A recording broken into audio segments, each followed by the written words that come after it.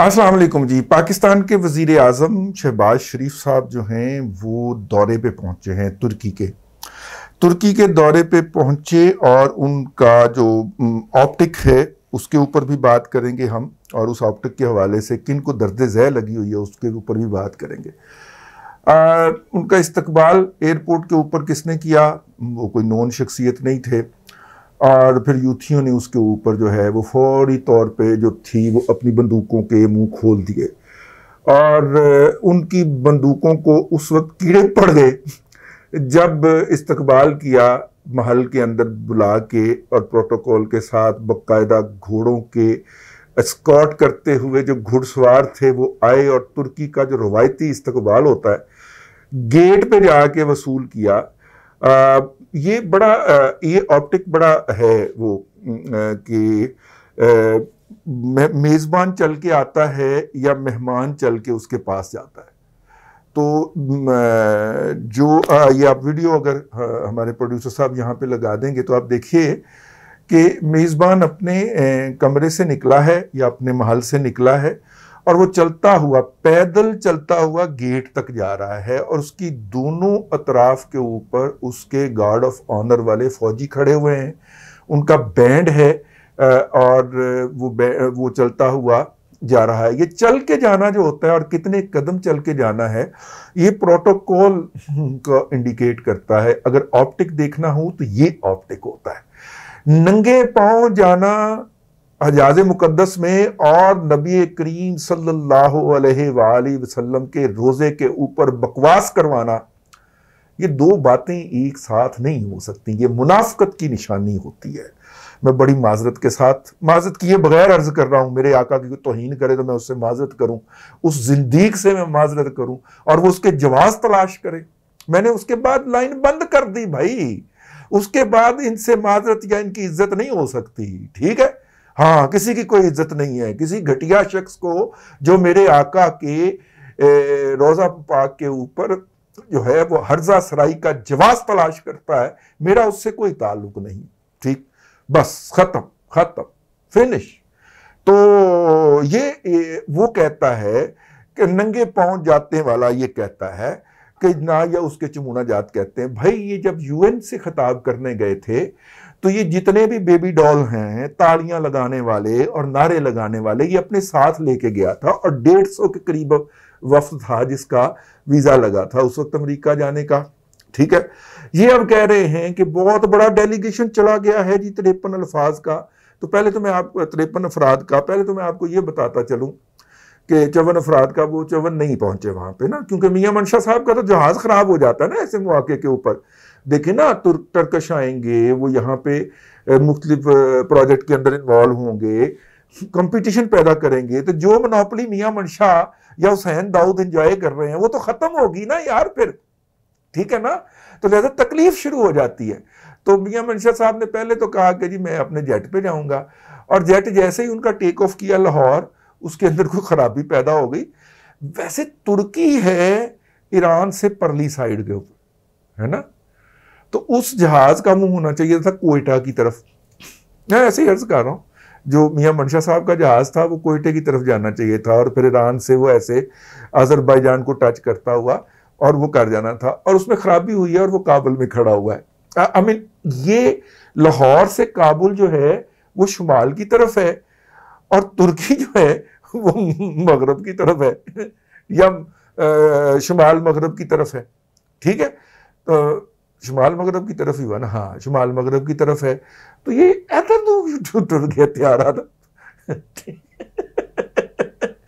मन हरामी तो हुजता हजार। मियाँ साहब ने नहीं जाना सी, मियाँ मंशा साहब ने नहीं गए, तो उन्होंने शहबाज शरीफ साहब को मैसेज करवा दिया कि जी मेरे जहाज में खराबी पैदा हो गई थी, वो तो काबुल लैंड कर गया, ठीक हो गया। काबुल तिजारत करन लग्या, काबुल बिजनेस करन लग्या, मौत पैंदी है उत्थे, अमन नहीं है उत्थे, जहाज लैंड कर गया। बड़ी को फनी खराबी पैदा हो गई थी। ये FUNNY वाली फनी खराबी मुझे लगती है। ये जो पाकिस्तान के बिजनेसमैन हैं इनको इतनी ही तकलीफ होती है जब कोई बाहर से बिजनेसमैन आ रहा हो। मुझे याद है एक कई डेलीगेशन के साथ जाने का इत्तेफाक हुआ जी। ये कॉलोनी ग्रुप, ये मतलब कि उसके अंदर निशात ग्रुप और अपना एंग्रो कारपोरेशन, इस तरह के लोगों के नुमाइंदा लोग होते थे। उत्थे जाके भलांकी कहते से नहीं जी इनके साथ तो बिजनेस नहीं हो सकता, इनके साथ तो कोई काम नहीं हो सकता। ठीक है, तो इस तरह के वलायात किस्म के डेलीगेट्स डाल के, चूंकि वो बड़े इदारों से होते हैं जो पाकिस्तान में बड़े हैं, वैसे बाहर दुनिया के अंदर तो नहीं है, उनके भेज दिया जाता है डेलीगेशन, और वहाँ जाके यही फतवा जाके नहीं जी इनके साथ तो बिजनेस नहीं हो सकता कह के वापस आ जाते। ठीक है, तो खैर वो क्योंकि ये यहाँ पे मोनोपोलीज इंजॉय कर रहे होते हैं। खैर नदी चित्रौल मेरे हथों कुछ ज़्यादा ही हो गई है मियाँ साहब जी। वापस आने वापसी मेरा मतलब है कि यार वहाँ से आप गए हैं कि किसी बहाने कोई टर्किश जो है, टर्किश वैसे कंपनियां दो लाहौर में भी काम कर रही थी, वो एक कूड़ा उठाने वाली और एक बसें चलाने वाली, अल बैराक, और वो दूसरी कौन सी थी, उनको इमरान खान की हुकूमत ने बाकायदा जलील करके और जूते मार के निकाला था, और उनके पैसे भी बहुत सारे रोक लिए थे। ठीक है, अगरचे वो मैं उस ठेके का हामी नहीं हूँ, और वो ठेका जो था वो बड़े हाई लेवल पे दिया गया था, लेकिन उस वक्त पाकिस्तान के अंदर कोई ऐसा सिस्टम एग्जिस्ट ही नहीं करता था, कोई कंपनी लेने ही नहीं चाह रही थी उसकी।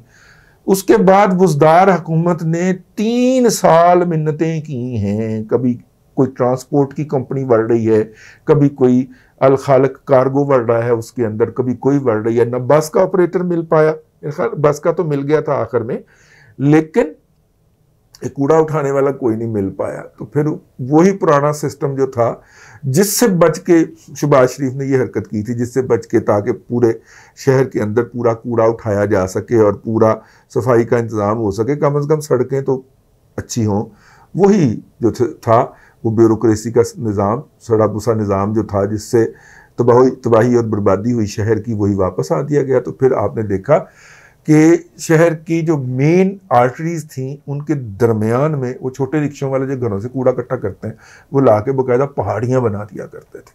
और पीटीआई की जो सोशल मीडिया टीम थी उसका एक ही काम था, ये जनाब कल यहाँ पे कूड़ा पड़ा हुआ था आज नहीं है, ये देखें जनाब, वो इसको शेयर कर रहे होते थे। ठीक है, वो शमशाद बेगम की नाया अलमुतरम है, वो इस तरह के पक्की ड्यूटी लगी हुई सी, पक्की छठी देखो कल इसमें ये कूड़ा पड़ा हुआ था आज ये सफाई। यार ये रूटीन के काम होते हैं। ठीक है, जिस तरह एक सेक्शन अफसर का काम जो था वो इमरान खान उठा के काबीना के इजलास में ले गया था कि हर काम उसने करना है, और जिसका मतलब है कोई काम नहीं करना, और कोई काम नहीं हुआ। उसी तरह ये जो एक मेरा मतलब है कि सैनिटरी सुपरवाइजर का काम था वो करने के लिए इनके एमपीए एमएनए और सेक्रेटरी साहिबान एक्टिव हुए थे। सिस्टम लाओ ना, कंपनी लाओ, अपनी कंपनियों को अपग्रेड करो और वो कंपनियां ये काम ऑपरेट करें। लेकिन कंपनी या पैसा जो है वो सेठ के पास है जिसके पास विजन नहीं है, और विजन के लिए वो बंदा रखना नहीं चाह रहा या उसको मुनासिब पे करते हुए उसको हॉल पड़ता है। 280 अरब रुपए की ले आता है इंडस्ट्री उठा के, 8 करोड़ के अपने मुलाजमीन की जो होती है कैपेसिटी बिल्डिंग उस पर नहीं लगाता। नतीजे के तौर पे वो 80 अरब रुपए की जो इंडस्ट्री होती है वो 6 माह के अंदर पैकअप होके तो डीजी खान सीमेंट का जो यूनिट है ये वाला कलर कहार वाला, वहाँ पे पैक करके रख दी जाती है। ये है हमारे सेठ की जहनियत। तो खैर वहाँ से हम जाते हैं जिस तरह डेवो लेके आए थे कि उसके नतीजे के अंदर फिर आपने देखा ना यहाँ पे ट्रांसपोर्ट का फिर स्टैंडर्ड बढ़ा। बसों के अंदर जो है वो बावर्दी ड्राइवर इंट्रोड्यूस हुआ, कंपनियों ने करवाया, होस्टेस इंट्रोड्यूस हुई ऑन बोर्ड। मुझे याद है कि हम जब इससे पहले ट्रैवल किया करते थे, किसी मुसाफिर को प्यास लग जानी तो बेचारे ने उस स्टॉप का इंतज़ार करना जो ड्राइवर ने जहाँ से मुफ्त खाना खाना होता था, और सवारियों को वहाँ पे 4 गुना कीमत पे पैसे मिलने होते थे। अब उसी बस के अंदर वो सारी सहूलतें ऑन बोर्ड ही उसको दस्तयाब हो जाती हैं, और मेरा मतलब है आसानी तो पैदा हुई। एक डेवो के आने से बाकियों को अपना स्टैंडर्ड ऊपर करना पड़ा। तो हमें बाहर से इसलिए कंपनियां लानी पड़ती हैं क्योंकि हमारा लोकल सेठ जो है वो डट के खड़ा हुआ है कि मैंने अपना मेयार ऊपर नहीं करना और मैक्सिमम प्रॉफिट खींचना है। इसीलिए पाकिस्तान के ट्रांसपोर्ट सेक्टर के अंदर 8 माह के अंदर गाड़ी के साथ गाड़ी रलती है। यानी कि दुनिया का कोई बिजनेस इतना ल्यूक्रेटिव नहीं है कि 8 माह के अंदर उसकी टोटल इन्वेस्टमेंट वापस आ जाए। तो वो टोटल इन्वेस्टमेंट अपनी निकाल लेता है 7 से 8 माह के अंदर। ठीक है, आओ समझ गए हो ना, तुझे कितने और नहीं लाया जाना है ऑप्टिक। तो खैर वापस आते हैं, ये जो लाने के लिए तुर्की जो है उससे हम टेक्नोलॉजी लेने गए हैं, तुर्की से हम जॉइंट वेंचर लेने गए हैं, तुर्की से हम ऑटोमोबाइल सेक्टर के अंदर लेने गए हैं मदद।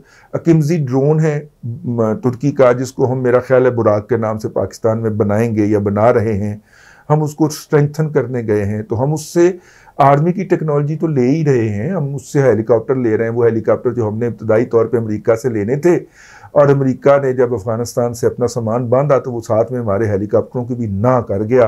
तो उसका अल्टरनेटिव जो हमें लेना है, अपाची बड़े पुराने हो गए हुए हैं, तो अब हमें जो उन अपाचीज़ को रिप्लेस करने के लिए जो हेलीकॉप्टर ख़रीदना है वो हम चाइना से नहीं ले रहे, और वो हम तुर्की से लेने जा रहे हैं।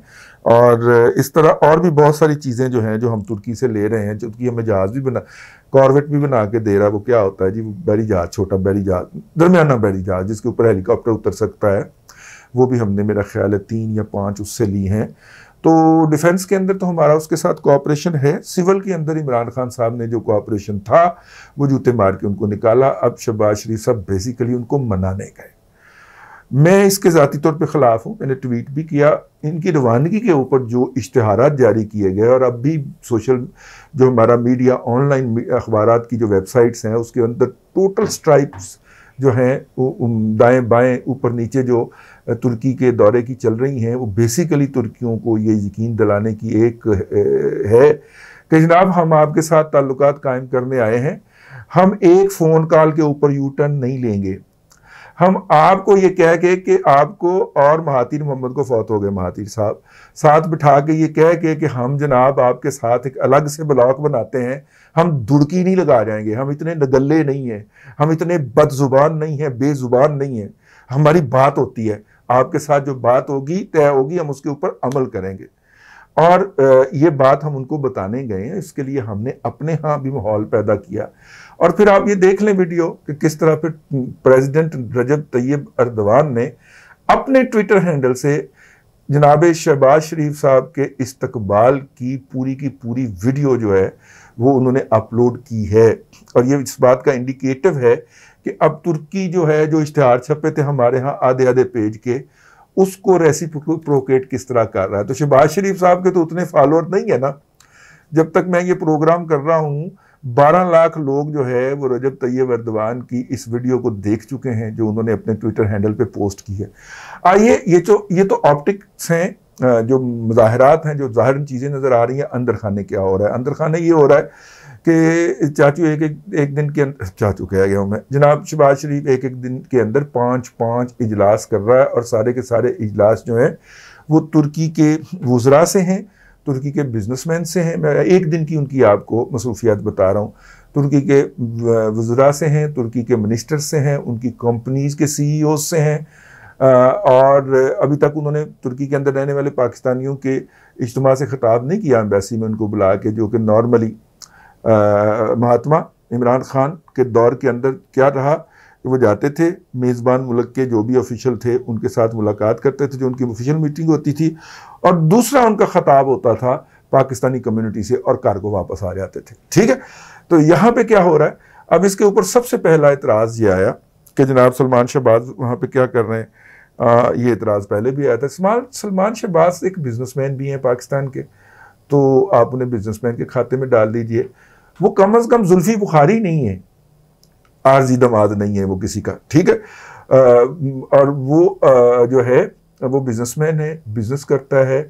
उसका घर ज़कात, खैरात, सदकात से ली हुई रकम को चोरी करके नहीं चलता, वो अपना बिजनेस चलाता है, और वो वाला बिजनेस चलाता है जिसके बिहाफ के ऊपर उनके बड़े भाई हमजा शहबाज ने कहा है कि कोई और दे ना दे, मेरी जो मिलें हैं वो सलमान चलाता है ना, तो मेरी जो मिलें हैं, शुगर मिलें हमारे ख़ानदान की जो हैं, वो जो हैं वो 70 रुपये किलो चीनी देंगे यूटिलिटी स्टोर को ताकि वो आगे बेच सके। ठीक है, तो और इस पे अगर आप मुझे ये कहने की इजाज़त दीजिए, अगर एक मिल की अगर आप सेल का अंदाज़ा करें तो वो एक साल की को 8 अरब रुपए से 10 अरब रुपए के दरमियान होती है।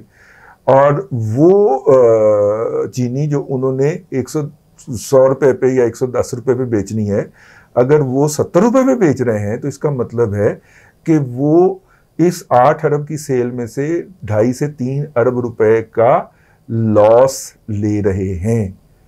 ऐसे बिजनेसमैन को तो अप्रिशिएट करना चाहिए यार, बजाय इसके कि आप उसके ऊपर इतराज करें। ठीक है ना? तो मेरा मतलब है कि यार फिर हम ये पूछेंगे कि मूसा माने का किस खाते में जाता रहा है इन ऑफिशियल डिनर के अंदर, इन ऑफिशियल विजिट्स के अंदर ना, ये फिर लोग पूछेंगे ना, तो मत किया करें ऐसे बचगाना इतराजात। वो ऐसे बिजनेसमैन जिसने अप फ्रंट अपना प्रॉफिट जो है वो कट किया है, उसको तो हमें सपोर्ट करना चाहिए। भूल जाइए इस वक्त के सलमान जो है वो शहबाज शरीफ का बेटा है, आप इस एस्पेक्ट को ले लीजिए, या वो हमजा शहबाज का भाई है, तो उसने जर्क ली है यार। 1 मिल की बात कर रहा हूं मैं, उसने 8 से 10 4 मिले हैं ना उनकी फैमिली की अब तक की। मेरी इत्तला, मुझे तो 2 के नाम आते हैं, लेकिन कहा जाता है कि 4 है। चौधरी शुगर मिल है और रमजान शुगर मिल है। ठीक है, 2 और भी लोग गिनवाते हैं, चले 4 को अगर आप शामिल कर लें तो 2.5 अरब रुपए पर मिले, तो 10 अरब की तो उसने झटका लिया है ना, तो अप फ्रंट। ठीक है ना? इस जिद में कि भाई ने अनाउंस कर दिया था तो अब मैंने उसको ऑनर करता है, तो यार को थोड़ा सा मतलब कि उस पर बात कर लिया करो। आप ऐसे शख्स को पूछते हो जो ज़कात मांगता है, जो सदकात मांगता है, जो फितराना मांगता है, यार वो देने वाले लोग हैं यार, वो दे रहे हैं कौम को। तो खैर अल्लाह आपका भला करे। वैसे मैनू वोट ही कहते नहीं हो, लेकिन जो जिस बंदे का क्रेडिट हो उसको देना चाहिए। तो खैर वो वहां पे गए हैं, पहुंचे हैं और उन्होंने बात करने की कोशिश की है। तुर्की से हमें उम्मीद है कि तुर्की से जब हम टेक्नोलॉजी लेंगे तो बहुत सारी इंपोर्टेड चीज़ों से हमारा जो रिलायंस है वो कम होगा। ठीक है, और तुर्की के पास बहुत सी डेवलप्ड इकोनॉमीज़ हैं, डेवलप टेक्नोलॉजीज़ हैं, हम उन टेक्नोलॉजीज़ से भी कंसल्ट करना चाहेंगे। और तैयब अर्दवान जो है वो इमरान खान से नाराज़ हो गए थे उस वक्त जब पिछले दौरे के अंदर, जब उन्होंने पार्लियामेंट से खिताब किया था इमरान खान के दौर में आके, और उन्होंने कहा था कि आप नवाज शरीफ के ऊपर गलत इल्ज़ामात लगा रहे हैं, मैं आपको ये लिख के देने को तैयार हूँ कि उसने कोई करप्शन नहीं की। इसके ऊपर फिर इसके बाद फिर इमरान खान के तुर्की के हवाले से जो होता था ना तैयब अर्दवान का जिक्र, वो फिर बंद हो गया था। ठीक है, वो फिर चैनल भी लॉन्च नहीं हुआ था। मतलब था कि ख्वाहिश थी ना कि यार इसको छोड़ दे, तो वो इमरान खान साहब ने तुर्की को छोड़ दिया, नवाज शरीफ को नहीं छोड़ा। ठीक हो गया। तो खैर ये था, जब तुर्की को छोड़ा तो लॉस तो पाकिस्तान का हुआ ना, वो टेक्नोलॉजिकल वाइज आगे है हमसे और बाकी सारी सूरतें हैं। और फिर जो फर्दर इन्वेस्टमेंट थी पाकिस्तान के अंदर तुर्की की, वो थी जो था। अब तुर्की जो है वो कुछ सेक्टर्स के अंदर ग्रेजुएट कर चुका है और उसमें टेक्सटाइल सेक्टर भी शामिल है। और ग्रेजुएट क्या कर चुका है कि वो इस इंडस्ट्री को ख़त्म कर चुका है, और हम उस इंडस्ट्री पे टेक्सटाइल, क्योंकि हम उसको अपना मेन स्टेक बनाए हुए हैं अभी तक, जो कि मेरे ख्याल में गलत है, लेकिन हमने अपनी टेक्सटाइल को मेन स्टेक बनाया हुआ है। तो तुर्की से हमें वो ट्रांसफ़र ऑफ टेक्नोलॉजी जो है वो उस इंडस्ट्री की डिसलोकेशन जो है वहाँ से उखड़ के यहाँ पे लग जाए, ये भी मिल सकता है। चाइना ने भी ये काम किया था, लेकिन चाइना वाली बस जो थी वो हमने जानबूझ के मिस की, और मिस करवाई उन लोगों ने जिन्होंने जाके जनाब सिपा सालार को ये ब्रीफिंग दी थी कि 19 अरब डॉलर में से 9 अरब डॉलर जो है वो ये करप्शन करके खा रहे हैं। तो वो बस मिस हो गई। अब तुर्की से हम थोड़ा सा, जिन शोबों में वो ग्रेजुएट कर गया, बहुत सारे ऑटो पार्ट्स हैं, मेटल के, प्लास्टिक के, वो जो उन्होंने कहा कि नहीं यार हमें ये बनाना वारा नहीं खाता, हमारी लेबर महंगी है, तो ये किसी सस्ती लेबर वाले मुल्क को दे दें, तो वो पाकिस्तान के लिए है। तो इसलिए मैं पिछले दिनों तलाश कर रहा था, फिर 1-2 लोगों से बात की, तो मैंने कहा यार मेरा ख्याल ये है कि पहले चाइना के दौरे पे जाना चाहिए था। उन्होंने कहा नहीं, तुर्की के दौरे ज़रूरी था, और इसलिए ज़रूरी था कि हम 2 या 3 ऐसी इंडस्ट्रीज़ पूरी की पूरी तुर्की को कह रहे हैं कि भाई तुसी लाओ, लेकिन पाकिस्तान में लगा लें, और सीपैक के अंदर जो बने हुए हैं वो जो इंडस्ट्रियल फ्री जोन बने हैं उनमें लगा लें, तो नतीजे के तौर पे इन्वेस्टमेंट भी आ जाएगी, डॉलर्स भी आ जाएंगे। जब वो चीज़ यहाँ से बनेगी और मेड इन पाकिस्तान के तौर पे बाहर जाएगी, तो हमारा ट्रेड बैलेंस भी ठीक होगा। ये वो वाला छक्का है जो मारने की कोशिश कर रहे हैं शहबाज शरीफ साहब, क्रीज में खड़े खड़े रह के। अब पीछे से स्टंप में होने के बावजूद भी अगर जो है वो सुप्रीम कोर्ट वाला एम्पायर उनको स्टंप आउट करार दे दे तो बेचारा चाचू की करे ठीक है, लेकिन ये तगदो जारी है कि उनको स्टंप आउट किया जाए या करवाया जाए, उनको नहीं तो कम से कम उनके बेटे को तो पंजाब में ज़रूर करवा दिया जाए। और सारी तवक्कुआत इमरान खान की अब सुप्रीम कोर्ट से वाबस्ता है, अदरवाइज दूसरों की तरफ तो नो लिफ्ट का बोर्ड लगा हुआ है और वो कहते हैं कि नहीं हम न्यूट्रल हो गए हैं। अब तक के लिए इतना ही, अगले व्लॉग में फिर आपसे मुलाकात होगी। अल्लाह तबारक व तआला आपको आसानियाँ अता करे और आसानियाँ खल्क़े खुदा में तकसीम करने की तौफीक अता करे।